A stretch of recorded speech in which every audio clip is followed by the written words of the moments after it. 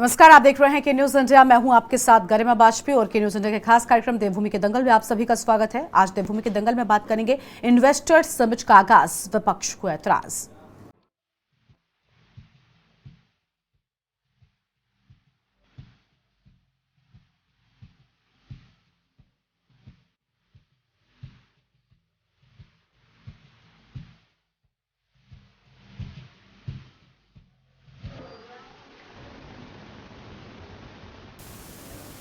इस मुद्दे पर चर्चा करेंगे, विस्तार से आपको एक रिपोर्ट भी दिखाएंगे। उससे पहले आपको सीधा देहरादून लेकर चलते हैं। मुख्यमंत्री पुष्कर सिंह धामी क्या कुछ कह रहे सुनाते हैं। इसमें कोई विकल्प न हो, केवल संकल्प हो, अपना लक्ष्य निर्धारित करें और उस लक्ष्य को पाने के लिए जी जान से जुट जाएं। जिस क्षेत्र में भी जाएं, उस क्षेत्र में सर्वोत्तम प्रदर्शन करें। अपने पूरे मनोयोग से, अपने संपूर्ण समर्पण से उसको जीतने का प्रयास करें। मैं दावे के साथ कह सकता हूं, विश्वास के साथ कह सकता हूं कि आपको अवश्य उस क्षेत्र में सफलता मिलेगी। आज हमारे प्रधानमंत्री जी की अपेक्षा के अनुरूप उत्तराखंड प्रत्येक क्षेत्र में आदर्श राज्य बनने के लिए हर संभव प्रयास हम लोग कर रहे हैं। मुझे पूरा विश्वास है आप सभी अपना सहयोग हमेशा की तरह आगे भी करते रहेंगे। आइए हम सब देवभूमि को आदर्श राज्य बनाने के लिए पूरी निष्ठा के साथ अपने अपने जो कर्तव्य हैं, अपनी अपनी जिम्मेदारी हैं, उसको आगे बढ़ाएं, उस जिम्मेदारी को पूरा करें। साथ ही मैं अंत में आपसे अपील करना चाहता हूं कि राष्ट्रीय खेलों के लिए अभी से आप जी जान से जुड़ जाएं, क्योंकि इस वर्ष हम सब मेजबान की भूमिका में जहां रहने वाले हैं, वहीं देवभूमि एक तरफ कहीं मेजबान के रूप में तो सब जगह हमारा नाम आएगा। खेल में प्रदर्शन के आधार पर भी हमारा नाम साथ साथ जाना चाहिए, दोनों तरफ बराबर आगे बढ़ना चाहिए। और मुझे पूरा विश्वास है कि आप सब जी जान से जुटेंगे और इसका प्रतिफल आपके खेलों में प्रतिभा करने के दौरान अवश्य मिलेगा। अभी जो इन्वेस्टर ग्लोबल समिट देहरादून में आयोजित होने जा रही है 8 और 9 दिसंबर को, माननीय प्रधानमंत्री जी भी उसके उद्घाटन सत्र में हम सबका प्रोत्साहन करने के लिए, अपना आशीर्वाद देने के लिए, उस का उद्घाटन समारोह उन्हीं के आतिथ्य में प्रारंभ होने वाला है। और अभी तक उसमें जितने हमारे निवेशकों के साथ करार हुए हैं, लगभग आज 40,000 करोड़ से अधिक के आज करार होने के बाद 3 लाख करोड़ के आसपास, 3 लाख करोड़ के लगभग हमारे अभी तक करार हो गए हैं, जो अपने आप में एक बड़ा करार है। और एक बड़ी ग्राउंडिंग भी हमारी जो है 8 तारीख से पहले होने वाली है, जो लगातार जारी है। इसके पीछे भी हमारा हेतु है, हमारे राज्य के लिए बड़ा अवसर है कि जो हमारा इन्वेस्टर ग्लोबल समिट हो रहा है, ये प्रदेश के लिए एक बड़ा अवसर है, जहां हमारे उद्योग धंधे बढ़ेंगे, यहाँ पर व्यापार बढ़ेगा, राज्य की आर्थिकी बढ़ेगी। वहीं हमारे नौजवान युवाओं को, हमारे प्रतिभावान युवाओं को आज अनेकों अपने रोजगार के लिए, अपने व्यवसाय के लिए प्रदेश से दूर दराज के इलाकों में जाना पड़ता है। अपने घर के पास ही आने वाले समय में उनको काम मिलेगा। और इसी इन्वेस्टर समिट में खेल क्षेत्रों में भी निजी क्षेत्रों द्वारा कुछ रुचि व्यक्त की गई है। इसमें राशि में 27 करोड़ की लागत से विकसित किए जा रहे हाई एल्टीट्यूड सेंटर को खेल क्षेत्र में अग्रणी निजी संस्था द्वारा JSW के द्वारा PPP मोड में लिए जाने का भी प्रस्ताव है। यह भी एक राज्य के लिए बड़ी उपलब्धि है। शीघ्र ही MOU इसमें JSW के साथ किए जाने हैं। मुझे आशा है कि इस समिट में और भी खेल क्षेत्रों में और निवेश के MOU हस्ताक्षरित किए जाएंगे। इससे निश्चित रूप से राज्यों में खेल उत्तरोत्तर प्रगति करेगा एवं आने वाले समय में राष्ट्रीय खेलों का सफल आयोजन कर खेल राज्य को खेल क्षेत्र में भी देश के और दुनिया के मानचित्र में स्थापित करेगा।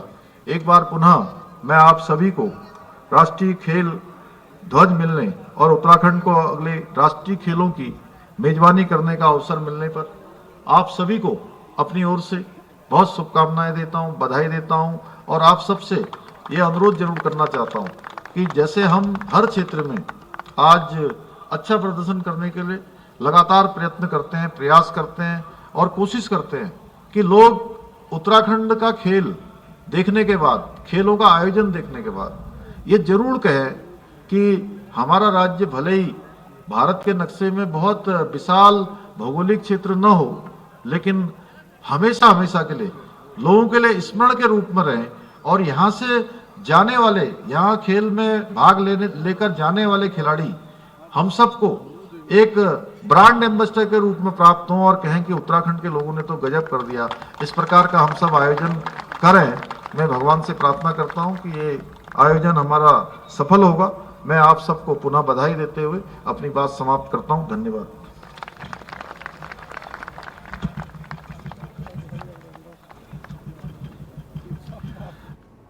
तो आप सुन रहे थे मुख्यमंत्री पुष्कर सिंह धामी को, जिनकी ओर से हम बातें कही गई हैं। अब अपने रिपोर्ट की ओर आगे बढ़ेंगे। लोकसभा चुनाव से पहले उत्तराखंड में एक बिग मेगा इवेंट धामी सरकार कराने जा रही है। धामी सरकार 8 और 9 दिसंबर को ग्लोबल इन्वेस्टर समिट का आयोजन कराने जा रही है। फॉरेस्ट रिसर्च इंस्टीट्यूट यानी कि FRI देहरादून में कार्यक्रम का आयोजन होना है। सरकार ने सभी तैयारी पूरी होने का दावा किया है, तो वहीं राज्य के मुख्यमंत्री पुष्कर सिंह धामी ने इन्हीं तैयारियों का जायजा भी लिया और साथ ही उन्होंने समिट में बतौर मुख्य अतिथि प्रधानमंत्री नरेंद्र मोदी को आमंत्रित भी किया है। सीएम पुष्कर सिंह धामी ने प्रधानमंत्री नरेंद्र मोदी से मुलाकात के दौरान प्रधानमंत्री से कई परियोजनाओं के लिए बजट भी मांगा है। मुख्यमंत्री ने विशेष वित्तीय सहायता के रूप में 3000 करोड़ रुपए देने का अनुरोध प्रधानमंत्री से किया। इसके तहत जौलीग्रांट हवाई अड्डे के उच्चीकरण को विशेष वित्तीय सहायता के रूप में 3000 करोड़ की वित्तीय सहायता का अनुरोध सीएम ने किया है। वहीं सीएम पुष्कर सिंह धामी का कहना है कि समिट से पहले सरकार ने 2.5 लाख करोड़ के MOU भी साइन कर लिए हैं और सरकार को पूरी उम्मीद है कि समिट के दौरान भी कई हजारों करोड़ के MOU हस्ताक्षर किए जाएंगे। हालांकि विपक्ष ने मुख्यमंत्री के इन दावों को हवाई करार कर दिया है। तमाम विपक्षी दलों ने 2018 में हुई इन्वेस्टर समिट से राज्यों में हुए निवेश का श्वेत पत्र जारी करने की सरकार से मांग तक कर ली है। वहीं कांग्रेस का कहना है कि सरकार असल मुद्दों से ध्यान भटकाने के लिए इस समिट आयोजित कर रही है। सत्ता पक्ष ने विपक्ष के इन सभी आरोपों का खंडन किया। आज इसी मुद्दे पर होगी विस्तार से बातचीत, लेकिन उससे पहले एक नजर आज की इस खास रिपोर्ट पर डालिए।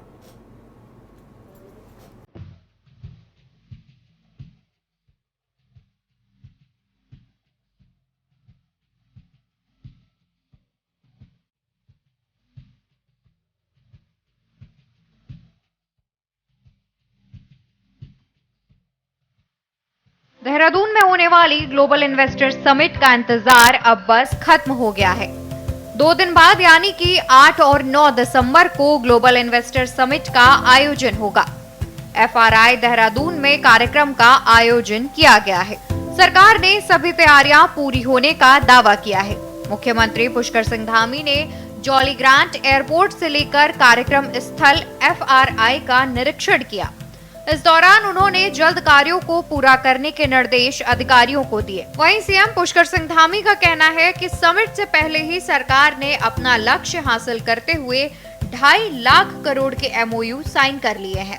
सरकार को पूरी उम्मीद है कि समिट के दौरान भी कई हजारों करोड़ के MOU हस्ताक्षर किए जाएंगे। हालांकि कांग्रेस ने मुख्यमंत्री के इन दावों को हवाई करार दिया। कांग्रेस का कहना है कि MOU तो 2018 में हुई इन्वेस्टर समिट में भी हुए थे, लेकिन धरातल पर सब शून्य रहा। वहीं कांग्रेस ने सरकार से 2018 में हुए इन्वेस्टर समिट से राज्य में हुए निवेश का श्वेत पत्र जारी करने की भी मांग की है। इन्वेस्टर समिट हमारे राज्य के लिए बहुत महत्वपूर्ण है, जहां इससे निवेश तेजी से आ रहा है और 2.5 लाख करोड़ के अभी तक हमारे करार भी हो चुके हैं। तो जब हमारी सबमिट हो जाएगी तो इससे हमें बहुत सारी आशाएं हैं। उसको लेकर हम लोग बहुत दिनों से तैयारी कर रहे थे, सारे लोग लगे हुए हैं। ग्राउंडिंग भी हमारी हो चुकी है, उसकी प्रक्रिया भी आगे बढ़ रही है। इससे जहां निवेश बढ़ेगा, हमारे राज्य की आर्थिकी बढ़ेगी, इसके साथ साथ नौजवान युवाओं को रोजगार भी मिलेगा। और हमारी प्राथमिकता यह भी है कि जो अधिक से अधिक रोजगारों का सृजन करने वाले निवेशक होंगे, उनको हम अपने यहाँ प्राथमिकता देंगे। आदरणीय प्रधानमंत्री जी का हमें इसमें पूरा मार्गदर्शन है और उन्होंने ही जो वाइब्रेंट गुजरात जब शुरू किया था, उसी से प्रेरणा लेकर हम लोग इस काम को कर रहे हैं डेस्टिनेशन उत्तराखंड। मेरे थे उनका उत्तर ना तो अभी तक मुख्यमंत्री ने दिया ना इनके प्रवक्ताओं ने दिया। पॉइंटेड क्वेश्चन है, मैकेंजी ग्रुप कौन है? ब्लैक लिस्टेड कंपनी अमेरिका को उसको क्यों लाया गया? 2.5 लाख रुपया प्रति एक दिन के हिसाब से आप भुगतान कर रहे हैं। कितने कदम आगे बढ़ी? वो भी इन्वेस्टमेंट के लिए लाई गई थी। पंडित नारायण दत्त तिवारी ने एक सॉलिड बेस दिया जिसमें सिडकुलों की स्थापना की यहाँ और उधम सिंह नगर में। जितने उद्योग आए, जितनी इन्वेस्टमेंट आई थी उसमें से कितनी बची है, कितने उद्योग यहाँ से चले गए और गए तो उनके कारण क्या है? तीसरा, ऐसी कंपनी से करार लंदन जाके क्यों किया गया जो ऑलरेडी उत्तराखंड में काम कर रही है? कलकत्ता बेस्ड कंपनी है, गाजियाबाद में उसका हेड ऑफिस है, वो यहाँ ऑलरेडी काम कर चुकी है, संपर्क में उससे यही MOU क्यों नहीं हुआ? 3। चौथा कि जो बिजली की आवश्यकता होती है, लॉ एंड ऑर्डर की आवश्यकता होती है, सड़कें दुरुस्त उसकी आवश्यकता होती है, आपदा प्रबंधन के आंकड़ों के हिसाब से 3.5 महीने 400 के आसपास सड़कें बंद रही। उत्तराखंड सरकार इन्वेस्टर समिट के नाम पर जो झूठ और छलावा लोगों के सामने पेश कर रही है, उसकी पोल पूर्व मुख्यमंत्री भाजपा नेता त्रिवेंद्र सिंह रावत ने खोल कर रख दी। उन्होंने कहा कि कागजी एग्रीमेंट से अगर सरकार ये समझती है कि वो एक लक्ष्य को पूरा कर रही है, 2.5 लाख करोड़ का इन्वेस्टमेंट जो है कि राज्य को मिलने वाला, ये एक बड़ा भ्रम है। इन्वेस्ट वो माना जाएगा जो धरती पर उतरेगा, जब लोग यहाँ आकर के अपने उद्योग धंधे लगाएंगे, फैक्ट्री लगाएंगे और हकीकत में काम करेंगे। तो इस ढंग के कागजी आंकड़ों से जनता को भ्रम में डाल करके सरकार अपने आप भी गुमराह हो रही है और लोगों के सामने केवल झूठ परोस रही है। सरकार केवल सुर्खियों में रहने के लिए इस तरीके के आयोजन करवाती है और ये केवल बजट की फिजूल खर्ची है। पिछली सरकार में भी त्रिवेंद्र सिंह रावत जी ने इन्वेस्टर समिट करवाया था और लाखों करोड़ों रुपए के इन्वेस्टमेंट MOU होने की बात कही, लेकिन आज वो सारे इन्वेस्टमेंट के MOU कहीं भी धरातल पे नहीं है। और इससे थोड़ा सा पीछे जाएं तो ND तिवारी जी के टाइम पे जितनी इंडस्ट्रीज आई वो सारी की सारी इंडस्ट्रीज केवल पैकेजिंग इंडस्ट्रीज साबित हुई और टैक्स हॉलीडे का फ़ायदा उठाकर वो सारी की सारी इंडस्ट्रीज यहाँ से लगभग 50% से ज़्यादा इंडस्ट्रीज यहाँ से चली गई। इससे थोड़ा सा और पीछे जाएं तो उत्तर प्रदेश के समय में यहाँ पर सिमली, कर्णप्रयाग, चमोली जैसी जगहों पे, तमाम जगहों पे औद्योगिक आस्थान बनाए गए थे, लेकिन उन जगहों पर कोई भी इंडस्ट्री नहीं लगी। वो आस्थान आज भी ज्यों की त्यों खाली पड़े हुए हैं। भुवन चंद्र खंडूरी जी के टाइम पे एकीकृत औद्योगिक नीति बनाई गई थी, वो अभी तक सिरे नहीं चढ़ी है, परवान नहीं चढ़ी। पहाड़ों में इंडस्ट्रीज इन्वेस्टमेंट के नाम पे लगभग शून्य है। तो हमारी राय ये है सरकार को कि इन्वेस्टमेंट के नाम पर सुर्खियां बटोरने के बजाय धरातल पे जो इंडस्ट्रीज के लिए मूलभूत इंफ्रास्ट्रक्चर है उनको सुधारने का काम किया जाए। यहाँ पर बिजली इतनी कम मात्रा में उत्पन्न हो रही है, अधिकांश बिजली जो उत्तर प्रदेश हमारे GSDC का जो हिस्सा है वो उत्तर प्रदेश 1000 करोड़ रुपए सालाना उसका फ़ायदा उठा रहा है बिना किसी बात के। सरकार को चाहिए कि इस तरीके के जो इंफ्रास्ट्रक्चर है उनको मजबूत करने पे ध्यान दे। अगर बिजली की पर्याप्त उपलब्धता होगी तो इस तरीके के इन्वेस्टमेंट समिट कराने की जरूरत ही नहीं पड़ेगी, इंडस्ट्रीज खुद ब खुद आएगी। आपको बता दें कि धामी सरकार ने 2.5 लाख करोड़ के निवेश का लक्ष्य इन्वेस्टर्स समिट में रखा है। मुख्यमंत्री का दावा है कि इस लक्ष्य को हासिल कर लिया गया है। सरकार का कहना है कि उत्तराखंड में निवेश करने के कई कारण हैं। राज्य में पर्यटन, टूरिज्म की अपार संभावनाएं हैं। पहाड़ में प्राकृतिक सौंदर्यता है। बड़े छोटे पहाड़ हैं जहां पर माउंटेन रिंग व एडवेंचर की अन्य जगहों से सबसे ज्यादा संभावनाएं हैं। इसके अलावा हिमालय की बर्फ से निकलने वाली नदियां गंगा, यमुना, सरयू आदि शामिल हैं। शुद्ध पर्यावरण के साथ ही नैसर्गिक सौंदर्यता और विश्व प्रसिद्ध 4 धाम है। वहीं इस ग्लोबल इन्वेस्टर समिट में प्रधानमंत्री नरेंद्र मोदी भी शामिल होंगे। मुख्यमंत्री ने PM मोदी को इस समिट में बतौर मुख्य अतिथि आमंत्रित किया है। CM पुष्कर सिंह धामी ने प्रधानमंत्री नरेंद्र मोदी से मुलाकात के दौरान प्रधानमंत्री से कई परियोजनाओं के लिए बजट भी मांगा है। मुख्यमंत्री ने विशेष वित्तीय सहायता के रूप में 3000 करोड़ रुपए देने का अनुरोध प्रधानमंत्री से किया है। इसके तहत जॉलीग्रांट हवाई अड्डे के उच्चीकरण को विशेष वित्तीय सहायता के रूप में 3000 करोड़ की वित्तीय सहायता का अनुरोध CM ने किया है। मंत्री जी को मैंने चूंकि पूरे ऑपरेशन के दौरान जिस प्रकार से उनका हमको मार्गदर्शन, सहयोग और सभी प्रकार की टेक्नोलॉजी और सभी विभागों का समन्वय, केंद्र सरकार के सभी एजेंसियां और दूर दूर से मशीनें जो हमको उपलब्ध हुई, उनका लगातार हमको मार्गदर्शन मिला। मैंने उनका धन्यवाद किया और साथ में destination Uttarakhand investor global summit में उनको आमंत्रित किया। इसके अतिरिक्त जो हमारे बहुत सारे यहाँ के प्रोजेक्ट हैं, जिसमें नैनी सैनी हवाई अड्डे का जल्दी से जल्दी वहाँ हवाई सेवा शुरू करना, देहरादून पंतनगर का एयरपोर्ट को अंतर्राष्ट्रीय स्तर का एयरपोर्ट बनाना, चिन्यालीसौड़ को सेना को देना, चिन्यालीसौड़ हवाई पट्टी को, जो हमारे यहाँ की विद्युत परियोजनाएं जिन पर कोई ऑब्जेक्शन नहीं है, उन परियोजनाओं को हमको अनुमति देना, देहरादून में सॉन्ग डैम जल्दी से जल्दी स्वीकृत करने के लिए उसकी धनराशि आवंटित करने के लिए मैंने अनुरोध किया है। साथ में जो मानसखंड मंदिर माला परियोजना है, उसका मास्टर प्लान, जिस पर माननीय प्रधानमंत्री जी ने गुंजी के मास्टर प्लान की बात की है, गढ़वाल कुमाऊं कनेक्टिविटी के लिए उन्होंने कहा है, उन सभी पर मैंने अनुरोध किया है कि जल्दी से जल्दी हमको जो है इस प्लान की भी स्वीकृति दें। भारत सरकार के स्तर पर कुछ रोडों का चौड़ीकरण होना है, उनको राष्ट्रीय राजमार्ग के रूप में उनका नामांकित होना है, उनका परिवर्तन होना है, उन सभी पर मैंने उनसे अनुरोध किया है। इसके अतिरिक्त राज्य की जो विकास की योजनाएं केंद्र से चल रही हैं और जोशीमठ में जो अभी धनावंटन हुआ है, उसके लिए भी मैंने उनका धन्यवाद किया। कुल मिलाकर ग्लोबल इन्वेस्टर समिट के लिए अब 2 दिन से भी कम का समय रह गया है। सरकार पूरी ताकत के साथ इस कार्यक्रम को सफल बनाने में लगी हुई है। वहीं सीएम धामी ने इससे पहले ही 2.5 लाख करोड़ के एमओयू हस्ताक्षर होने का दावा किया है। ऐसे में क्या मान लिया जाए कि धामी सरकार को बड़ी सफलता मिल गई है? क्या इस समिट के बाद उत्तराखंड के बेरोजगार युवाओं के अच्छे दिन आने वाले हैं? Uttarakhand desk report. और यहाँ पर रुकते हैं एक छोटे से ब्रेक के लिए। ब्रेक के बाद अपनी चर्चा की शुरुआत करेंगे।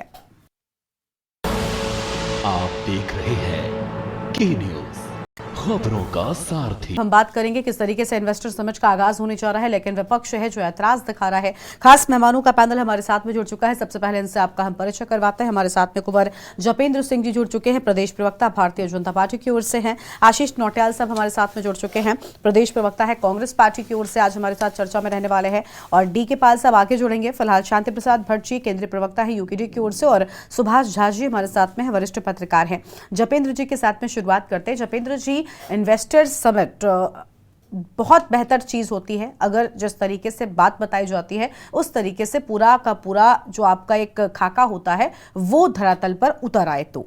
लेकिन क्योंकि पिछला रिकॉर्ड कुछ ठीक नहीं रहा, शायद 2018 में जिस तरीके से बातें हुई थी, दावे हुए थे, वादे हुए थे, उन पर काम नहीं हुआ। इसी के चलते आज विपक्ष भी मजबूर है आप पर सवाल उठाने को। वो तो 18 के समिट को लेकर श्वेत पत्र भी मांग रहा है, इसीलिए ऐतराज दिखा रहा है। तो आखिर क्यों बीजेपी इतना सब कुछ छुपा रही है, सरकार इतना सब कुछ छुपा रही है? क्लियर कर दीजिए ना एक बार तस्वीर। Unmute sir. हमारी तरफ से अनम्यूट है। हाँ बोलिए सर, बोलिए, आपकी आवाज आ रही है सर, बोलिए। निश्चित तौर पर इस इन्वेस्टर समिट के बाद इन्हें हम श्वेत पत्र देने जा रहे हैं। पिछला भी इनके सामने आ जाएगा और नया भी इनके सामने आ जाएगा। सांच को आज क्या। कांग्रेस के साथ दिक्कत क्या है कि भारतीय जनता पार्टी जहां प्रदेश के विकास को लेके, इन्वेस्टमेंट को लेके, इंफ्रास्ट्रक्चर को लेके और भविष्य के उत्तराखंड को लेके योजनाएं बना रही है, उसमें और कोई सभी सरकारें करती है। भारतीय जनता पार्टी 2 कदम आगे बढ़कर कर रही है, कांग्रेस ने अपने राज्यों में नहीं करा। या आज हिमाचल में कांग्रेस की सरकार है तो क्या हिमाचल के अंदर कांग्रेस इन्वेस्टर्स को आकर्षित करने के लिए योजनाएं नहीं लाती है? लाएगी ना। अभी भले ही अभी नई सरकार बनी है, लेकिन ये योजनाओं का हिस्सा होता है। लेकिन कांग्रेस की स्थिति यह है कि हाथी के दांत खाने के और दिखाने के और। भाई आपने, ठीक है, आपने इतने जब आपको उत्तराखंड में मौका मिला, आपने उत्तराखंड में वो सब नहीं करा जिसकी उत्तराखंड को आवश्यकता थी। ले दे के आपके पास एक ऐसे नारायण तिवारी जी के रूप में ऐसे मुख्यमंत्री आए जिन्होंने थोड़ी सी इज्जत कांग्रेस की बचा दी और अपने कार्यकाल में जो किया वो किया। लेकिन उसके बाद भारतीय जनता के सभी हमारे पूर्व मुख्यमंत्री ने भी यत्न करे, कम जो कामयाब हुए, ज्यादा कामयाब हुए, वो एक अलग विषय हो सकता है, लेकिन उन्होंने करे और उसके बावजूद उसमें भी इन्वेस्टमेंट्स आई। लेकिन वर्तमान मुख्यमंत्री युवा मुख्यमंत्री हैं, थोड़ा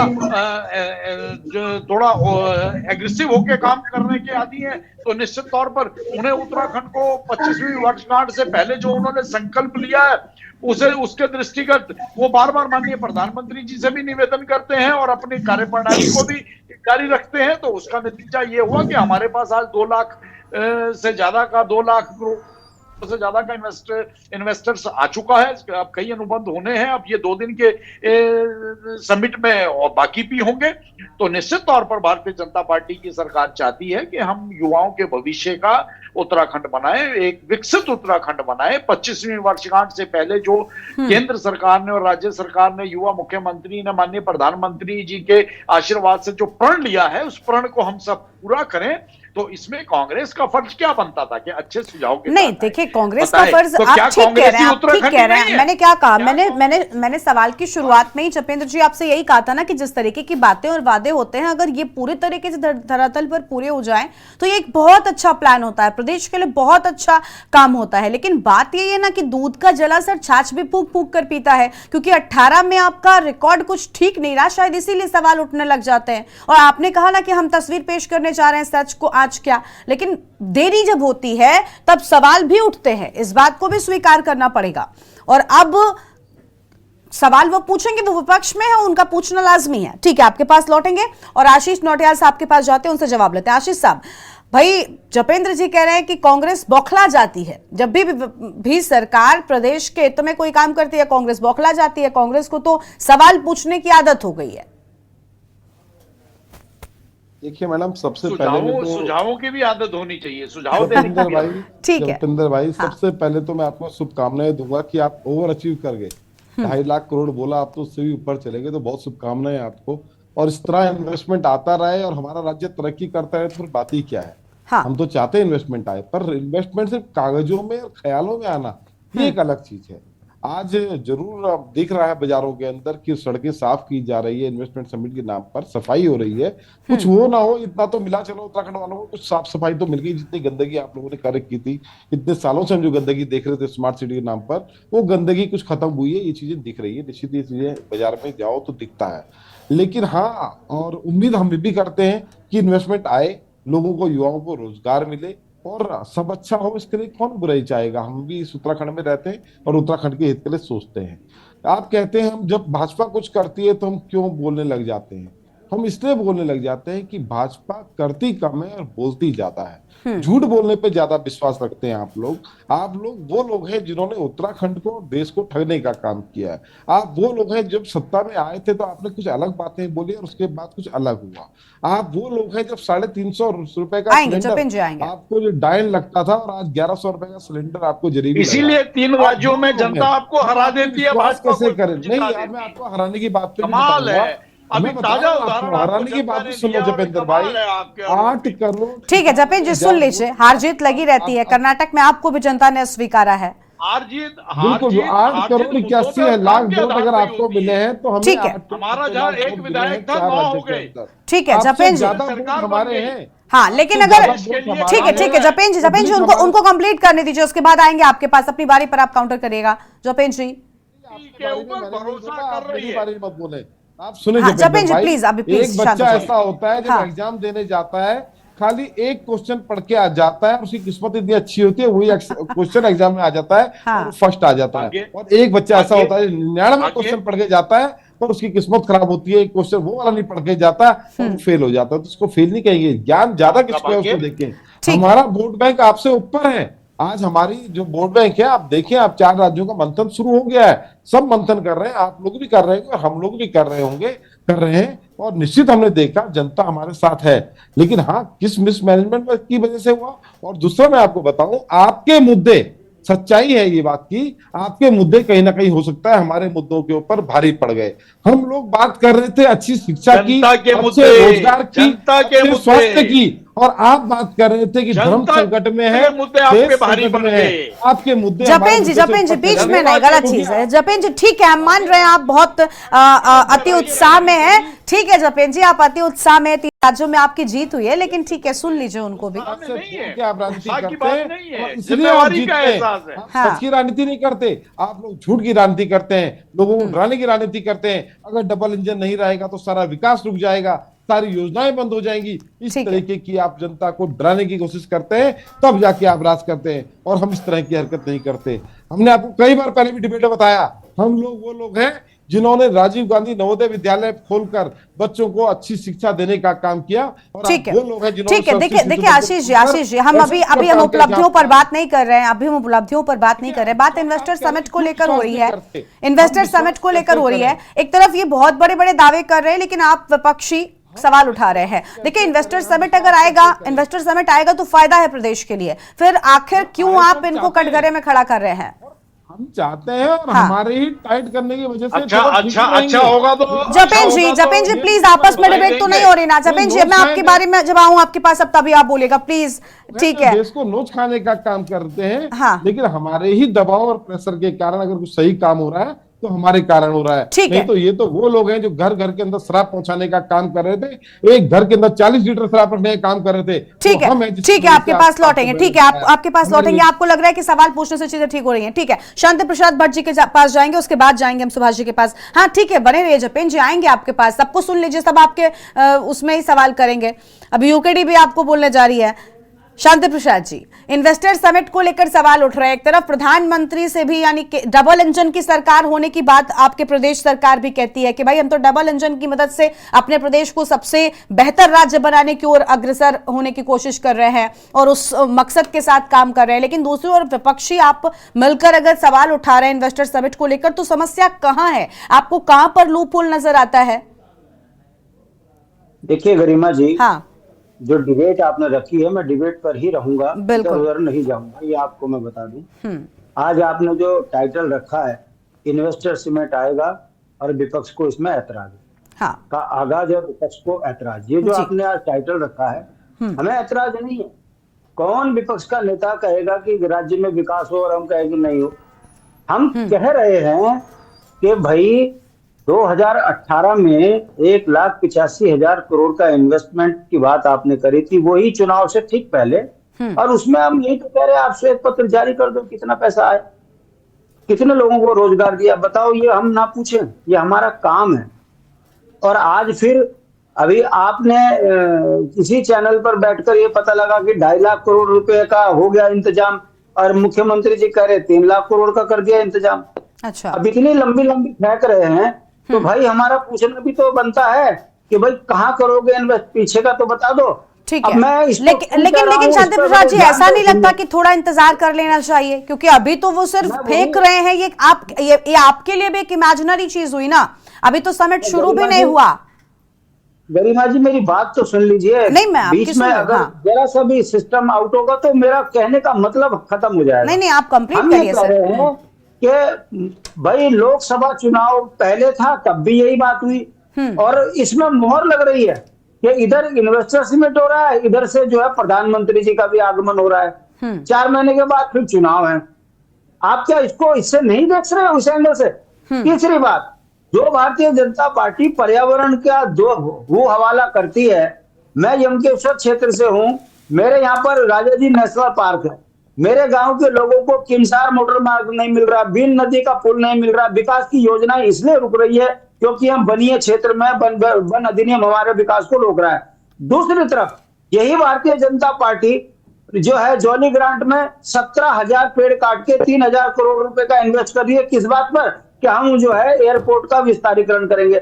मैं पूछना चाहता हूं, मूल निवासियों के लिए तो आप विकास की योजनाएं वन अधिनियम के कारण रोक देते हो, और आप जब किसी उद्योगपति को कोई दिक्कत हो रही है तब आप ऑल वेदर रोड भी बनाने की बात कर देते हो, तब आपके लिए वन अधिनियम कानूनी है। ताज होटल खुले तो गंगा के किनारे वो उसके लिए एनजीटी नहीं है, मगर गांव का व्यक्ति यदि कोई चाय की ठेली लगा दे तो उसके लिए एनजीटी का कार्यक्रम। तो क्या हम ना बोले? हमारा ये कहना है कि ये इन्वेस्टर समिट उत्तराखंड में भारतीय जनता पार्टी का लोकसभा चुनाव का आगाज है, प्रधानमंत्री जी आएंगे, फिर बड़े बड़े जुमले फेंकेंगे, और जनता उत्तराखंड की बोली है, वो जुमलों में, आश्वासन में और भाषण में इनको सत्ता दे रही है। उन्हीं के बच्चे बेरोजगार हो रहे हैं, वही फांसी खा रहे हैं, वही उत्तराखंड के अंदर। मैं पूछना चाहता हूं कि आप इन्वेस्टर समिट ना करते, बल्कि वो जो एकता विहार में जो युवा बेरोजगार संघ बना है, उनके चरण पकड़ के कहते हैं हमारी बेइज्जती मत करो भैया, ये संघ खत्म करो, हम तुम्हें नौकरी ठीक है। दे रहे। लेकिन बात तो ये है ना कि देखिए, इन्वेस्टर समिट किस लिए हो रहा है, मुझे लगता है सबसे पहले तो इसका मकसद समझना जरूरी है, चाहे वो सरकार की जिम्मेदारी बनती है कि समझाए। नहीं, मैं बता रहा हूँ, अभी इन्वेस्टर समिट 4 महीने तक बड़ा बड़ा बैनर, बड़े बड़े होर्डिंग लगेंगे, ऐसा लगेगा कि उत्तराखंड के बच्चे को घर में रोजगार मिल गया। ठीक है, आप इस पर सुभाष जी से जानते हैं, वो वरिष्ठ पत्रकार है, वो उस बात को बेहतर बता पाएंगे। फिर अमित शाह आगे आएंगे कि तुम्हें तो पता ही है, हम तो जुमलेबाज हैं, हमने 15 लाख का जुमला दिया, लोकायुक्त का जुमला दिया, 50,000 की नौकरी का जुमला दिया, उत्तराखंड में से राजधानी का जुमला दिया। ठीक है, यानी आपको इन्वेस्टर समिट भी एक जुमला लग रहा है, एक इवेंट के तौर पर लग रहा है। ठीक है, ठीक है। जुमलों में जब हमको जनता ने सत्ता दे दी तो विकास करना क्यों है? ठीक है, रोजगारों पर लट पड़ेंगे। ठीक है शांति प्रसाद जी, ठीक है, आपके पास लौटेंगे। ठीक है, हो गया, मिलेगा। ये भाजपा का मॉडल है। और ठीक है, हो गया। सुभाष जी देखिए, अभी ये कह रहे हैं कि एक तरफ कांग्रेस से आशीष जी ने कहा कि हम सवाल क्यों ना उठाएं, हम अगर पिछले समिट को भी लेकर श्वेत पत्र मांग रहे हैं तो वो इसलिए क्योंकि हमको घोटाला लगा, क्योंकि हमको वहां पर भी राज्य का पैसा खर्च होता हुआ दिखाई दिया, और इस बार भी कुछ ऐसी तस्वीर है। शांति प्रसाद जी ने कहा कि भाई ये तो जुमला है, इवेंट करने की इनकी आदत है, ऐसा दिखाने की, दर्शाने की आदत है, बड़ी बड़ी बातें करने की आदत है, लेकिन इसको आप कैसे देख रहे हैं? देखिए, इन्वेस्टर समिट मैंने पहले ही सबसे पहली बात में कहा था कि बहुत बेहतर चीज है अगर पूरी तरीके से सफल हो जाए तो, लेकिन जो इनकी मंशा है, जो इनकी कार्यशैली है, इसे देखते हुए आपको क्या लग रहा है कि क्या ये चीजें धरातल पर वैसी ही दिखाई देंगी, वैसी ही उतरेंगी? क्या प्रदेश के हित में होंगी, लोगों को फायदा देंगी, निवेशक आएंगे वाकई में, या इतना बड़ा ये तामाझामा जो बनाया गया है ये क्यों है? जपेन जी, मैं इसके बाद आपके पास ही आऊंगी, सबको सुन ली, चर्चा में सबकी बात जरूरी है, बोलिए। आवाज आ रही है? हाँ सुभाष जी, आवाज आ रही है, बोलिए। देखिए सर, प्रथम बात यह है कि मैंने पहले भी कहा था, मैं आज भी कह रहा हूं कि प्रदेश के मुखिया होने के नाते धामी जी को ये हक है कि प्रदेश की बेहतरी कैसे हो, इसके लिए वो काम करें, और इसके लिए वो काम कर रहे हैं। अब रह गई बात कि लोगों का चूंकि अपना तजुर्बा है, इस प्रदेश का अपना तजुर्बा है, और केंद्रीय स्तर के नेताओं के से भी इस प्रदेश के लोगों का अपना तजुर्बा हो, चाहे 15 लाख हो, चाहे सस्ते पेट्रोल हो, चाहे अच्छे दिन हो, चाहे 2 करोड़ की नौकरी हो, वगैरह वगैरह। तो इस वजह से लोग शक की निगाह से देखेंगे। विपक्ष को हक है अपनी बात कहने का, और विपक्ष अपनी बात कहेगी। उसके बाद भी त्रिवेंद्र सिंह रावत वाला मसला भी है, जो बड़े बड़े डंके पीटे गए थे, बड़े बड़े ढोल पीटे गए थे कि ये आ गया, वो आ गया, क्या आया, वो आज भी भाजपा बताने की स्थिति में नहीं है, इन्हीं के मुख्यमंत्री हैं। तीसरी बात, जो सिडकुल बना यहाँ सिलाकुई में, और जो सिडकुल बना वहां रुद्रपुर में, उधम सिंह नगर में, वहां सिडकुल में अभी बहुत सारी कंपनियां, लगभग 65% कंपनियां जो बताते हैं, हो सकता है 5% कम हो, 2% ज्यादा हो, तो वो कंपनियां यहां से धीरे धीरे चली गई। अब सवाल ये उठता है कि जब हम एक तरफ आप नए नए चीजों को लाएंगे, और जो चीजें स्टेबल हैं वो चीजें ठहर नहीं पाएंगी, तो आप पर सवाल उठाया जाएगा। लेकिन बावजूद इसके हम अपने यूकेडी के प्रवक्ता महोदय से और कांग्रेस के हमारे प्रवक्ता भाई, दोनों भट्ट भाई और नोटियाल भाई, दोनों भाइयों से कहेंगे कि भाई साहब अब जो है मुहाने पर खड़ा है, अब सारे मेहमान आ रहे हैं, मुख्यमंत्री जी ने कह दिया है कि 3 लाख करोड़ का इंतजाम हो गया है, वो 2.5 लाख 3 लाख करोड़ दरअसल ये है कि ये लोग तय नहीं कर पाए कि बोलना क्या है, इस वजह से 50 लाख करोड़ जो है बढ़ घट गया है। आप लोग इसका टेंशन मत लीजिए, अभी फिलहाल जो है इसमें माहौल अभी होने दीजिए, अभी जय जय कीजिए। इसके बाद जो है 10 दिन 15 दिन बाद जब ये बीत जाएगा, अभी विदेशी मेहमान आ रहे हैं, उसके बाद पूरी निर्ममता और निष्ठुरता के साथ जो है इसका विश्लेषण किया जाएगा कि अभी जो मुख्यमंत्री जी ने कहा उसका नतीजा क्या निकला और उसके नतीजे क्या हुए, और इस पे सवाल करिएगा। फिलहाल ये समय है कि हम लोग जो है अभी मुख्यमंत्री को सहयोग करें, मुख्यमंत्री एक अच्छा काम कर रहे हैं और ये अच्छी बात है। ठीक है सर, ठीक है, आपके पास लौटेंगे। देखिए, ये अच्छी चीज थी कि मुख्यमंत्री को सहयोग करने की बात सामने आई है। मुझे लगता है विपक्षी भी इस बात को समझे। मैं मानती हूं कि विपक्षों का सवाल पूछना बहुत जरूरी है, बहुत ठीक भी है, लोकतंत्र को मजबूत करता है और सत्ता पक्ष ठीक काम करे इसको लेकर एक दबाव भी बनता है। लेकिन थोड़ा इंतजार भी करना चाहिए, क्योंकि अगर इंतजार नहीं करेंगे किसी भी चीज के पूरे होने का, उससे पहले ही उस पर सवाल उठाने लग जाएंगे, तो मुझे लगता है बहुत जल्दी होगी। खैर, जपेंद्र जी, आप कुछ कह रहे थे, मुझे लगता है सबकी बातें आपने सुन ही ली है, बताइए आप। अंत में सभी साथियों ने ये कबूला कि भाई अगर मुख्यमंत्री अच्छा कर रहे हैं तो अच्छा होना चाहिए। तो सभी ये चाहते हैं कि उत्तराखंड में अच्छा हो, उत्तराखंड में निवेश हो, उत्तराखंड प्रगति के पथ पर आगे जाए। तो ठीक है, थोड़ा सा संयम जरूरी है, राजनीति को एक किनारे करके थोड़े दिन इंतजार कीजिए और देखिए।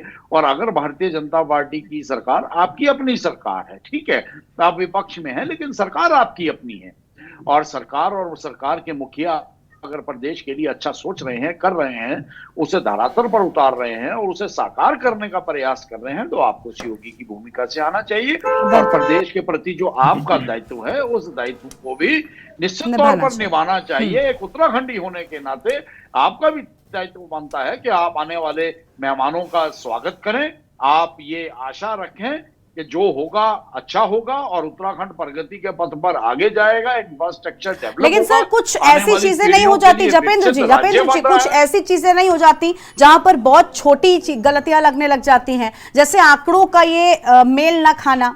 अभी उस पर हंस लिया गया आपकी इस बात पर। अब आप देख पा रहे हैं कि ये बहुत छोटी चीजें होती हैं। मुझे लगता है एक बड़े दल को, जो अपने आप को एक इतने जिम्मेदार लोग कहते हैं, वो ऐसी गलती ना करें कम से कम। आपने सुना नहीं हमने क्या कहा? हाँ, नहीं, मैं सुन रही हूँ कि 2 लाख करोड़ से ज्यादा का हो गया।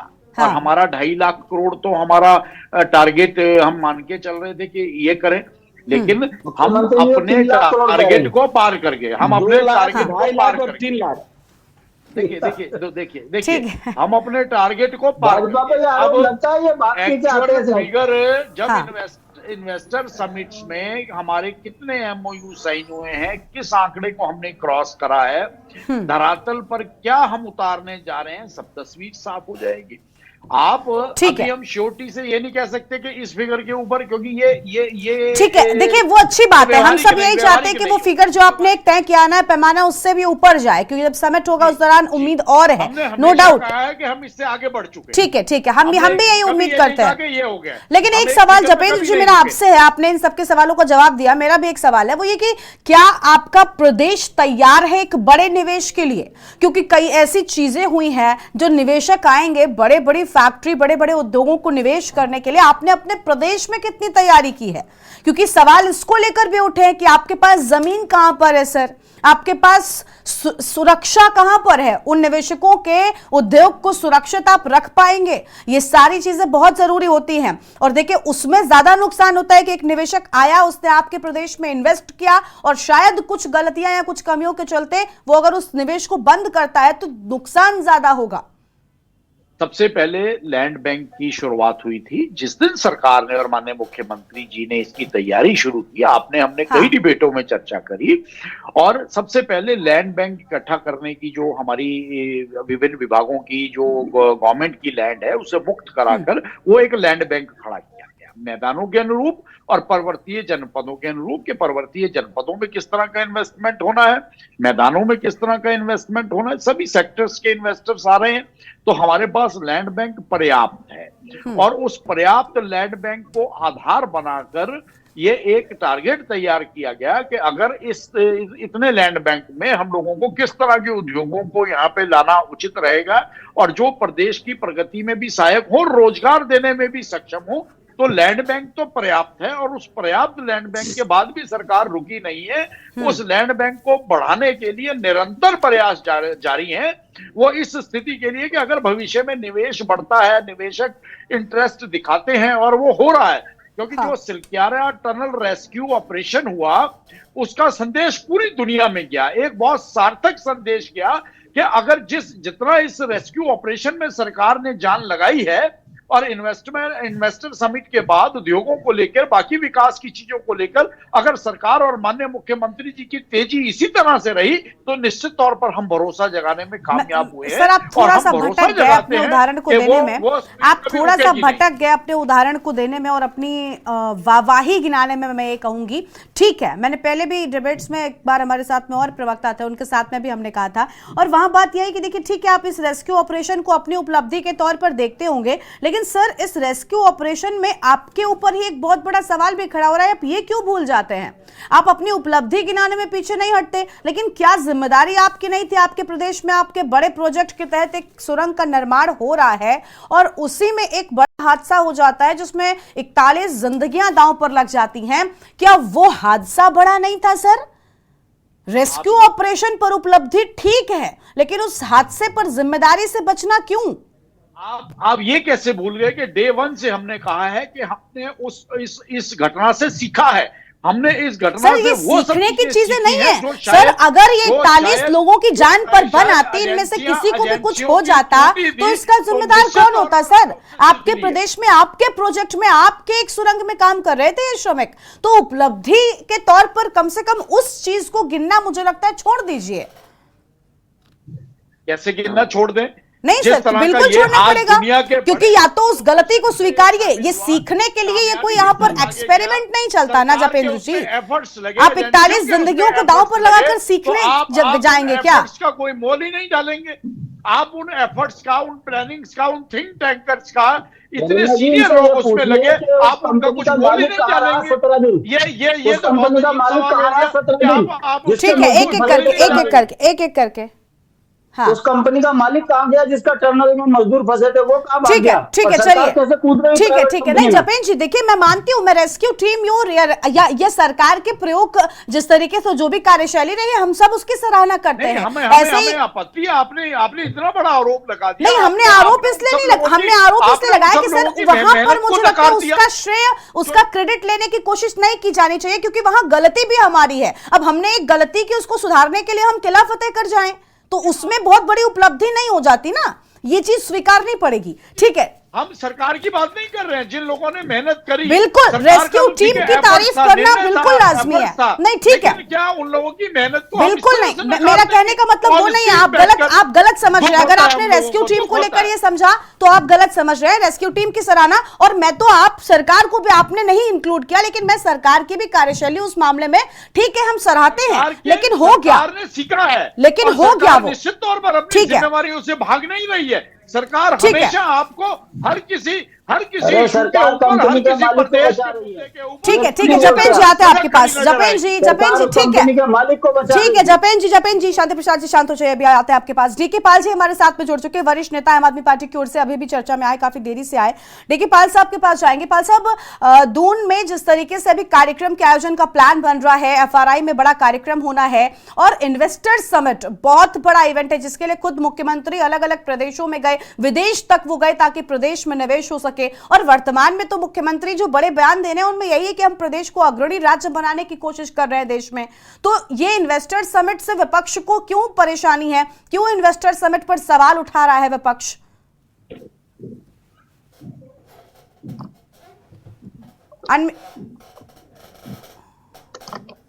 पाल साहब अनम्यूट कीजिए, आपकी आवाज नहीं मिल रही है।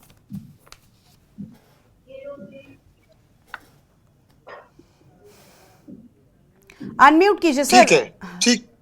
ठीक है, बोलिए, मेरी आवाज आ रही है? जी बोलिए, कंटिन्यू करिए। देखिए मैम, ये से हमें कोई प्रॉब्लम नहीं है। हाँ, राज्य में इन्वेस्टर्स आएंगे, फैक्ट्रियां लगेगी, और जैसा कि सब लोग जानते हैं, कुंवर साहब भी जानते हैं कि 70% से ज्यादा नौजवानों को रोजगार मिलेगा जो अभी तक उत्तराखंड में नहीं मिला। हाँ, चलो हम ये भी मान लेते मिलेगा, लेकिन ये पुनरावृत्ति है। जब 2019 का लोकसभा चुनाव होता है तो उससे पहले यहाँ के मुखिया त्रिवेंद्र सिंह रावत जी एक सबमिट करते हैं 2018 में, यानी चुनाव से ठीक 6 महीने पहले।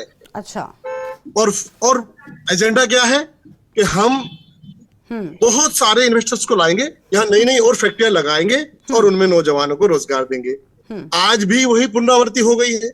आज की पुनरावृत्ति में देख लीजिए, धामी जी उछल कूद कर रहे हैं, बहुत अच्छी बात है, क्यों, कौन मना कर रहा है भाई? यंग है, 50 साल के आसपास है, वो उनको कूदना चाहिए, लेकिन पॉजिटिविटी के साथ में अगर नहीं कूदते हैं और अगर पुनरावृत्ति केवल मात्र भर के लिए कूदते हैं तो मैं नहीं समझता कि इससे भी कुछ बहुत बड़ा होने वाला है। ये इवेंट है, मोदी जी का इवेंट है और इस इवेंट में पिता काटने के लिए मोदी जी आ रहे हैं। ठीक है, हमें क्या बोला, मैं हमारे राज्य में मुख्यमंत्री प्रधानमंत्री जी आ रहे, स्वागत है उनका, लेकिन एजेंडा इनके पास है क्या?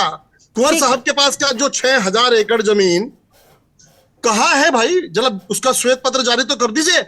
आपने कहीं किसानों की जमीन को अपना बता करके कहीं आपने ये तो नहीं कह दिया कि ये जमीन हमारी है और फिर उनका विरोध आप कैसे झेलेंगे? उसके बाद आप देख लीजिएगा।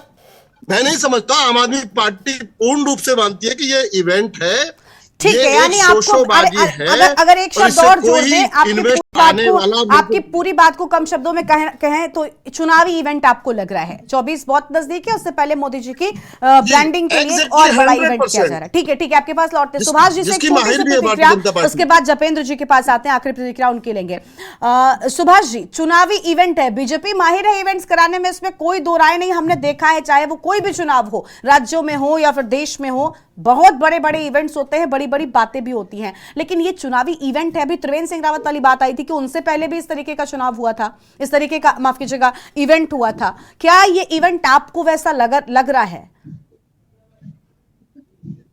अच्छा, एक बात हमें बताइए, मैं सारे लोगों से पूछना चाहता हूँ, थोड़ी सी चुटकी भी समझ लीजिए, व्यंग भी समझ लीजिए और हकीकत भी समझ लीजिए। हाँ, ये बताइए कि त्रिवेंद्र सिंह रावत को इवेंट कराने का हक था और धामी जी नहीं कराएंगे इवेंट?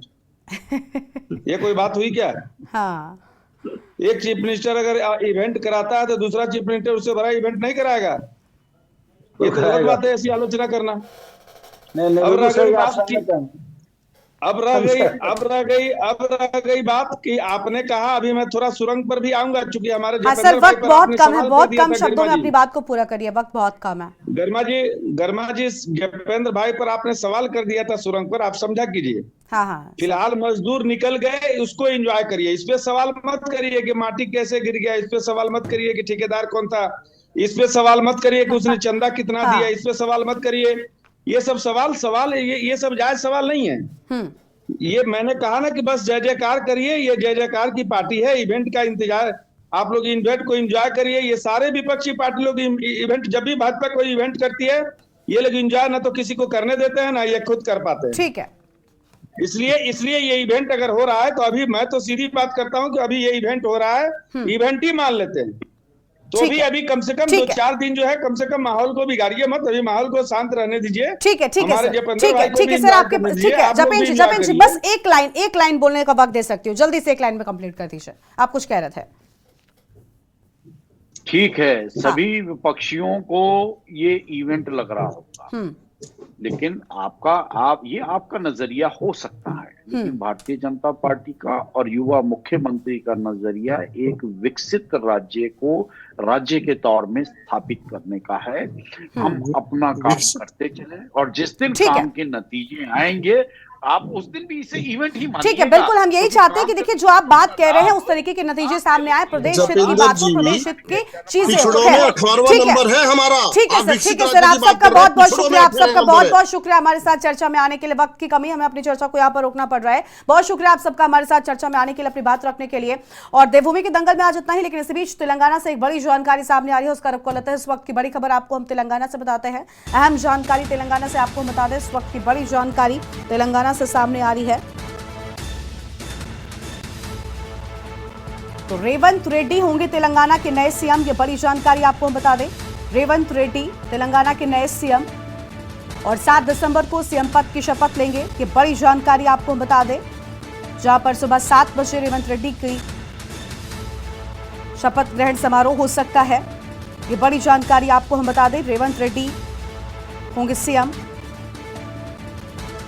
और आलाकमान की पहली पसंद वो चुनाव के वक्त से ही बने हुए थे और अब 7 दिसंबर को सीएम पद की शपथ लेंगे रेवंत रेड्डी, ये बड़ी जानकारी आपको हम बता रहे हैं। इस वक्त की अहम खबर।